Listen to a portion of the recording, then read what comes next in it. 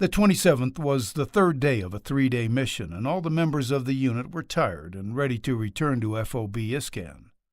At some point that morning, a majority of the snipers were gathered and somewhat camouflaged in a field of high grass, resting, pulling security, and eating.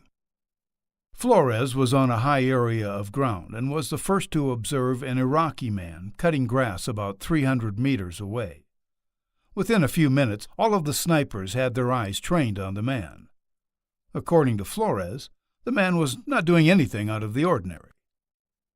According to the prosecution, as the morning dragged on and Hensley watched the man cutting grass in the field, he decided that he would kill the man for no real reason. Hensley made visual contact with Sandoval and directed him to follow him away from the others. They both low-crawled through the high grass toward the man.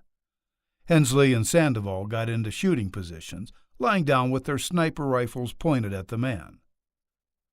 A few minutes later, Hensley asked Sandoval if he had the shot. Sandoval immediately fired and hit the man squarely in the head. The impact of the round ripped most of the man's head in half, killing him instantly. According to the prosecution, Hensley and Sandoval quickly approached the body. Once there, Hensley ordered Sandoval to place command wire on the man's body. Sandoval complied. The wire was presumably placed on the body to make it appear that the deceased man was an insurgent involved with planting IEDs. That was the government's theory.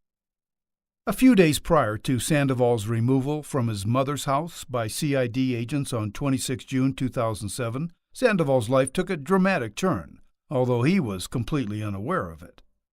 Around 22 June 2007, 2 soldiers had been reprimanded for minor disciplinary infractions on the FOB.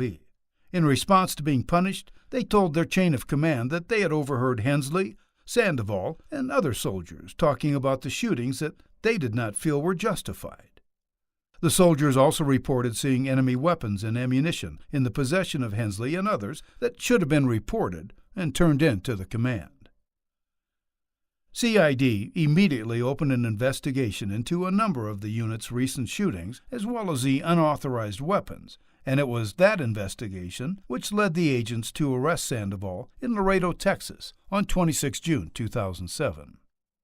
Following the 2-hour interrogation of Sandoval, conducted by CID agents at the local Laredo police station, the agents had typed up a statement, and Sandoval had signed it. In the statement, Sandoval stated that at the time of the shot, all he could see was the head of the individual, and that he did not see a weapon on the man. Sandoval stated that Hensley had directed the shot, and admitted that Hensley gave me command wire. I laid the wire next to the body. Specialist Jorge G. Sandoval Jr.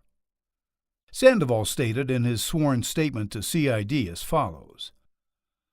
On 27 April 2007, my sniper team, which consisted of 2 heavy teams and 1 bolt team, were supposed to do a mortar interdiction mission.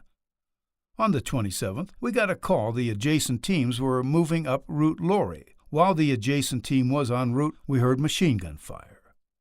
The MIT team got a call from Mohawk 6, Lieutenant Matthew Didier, who stated the Iraqi Army was in contact with Army insurgents.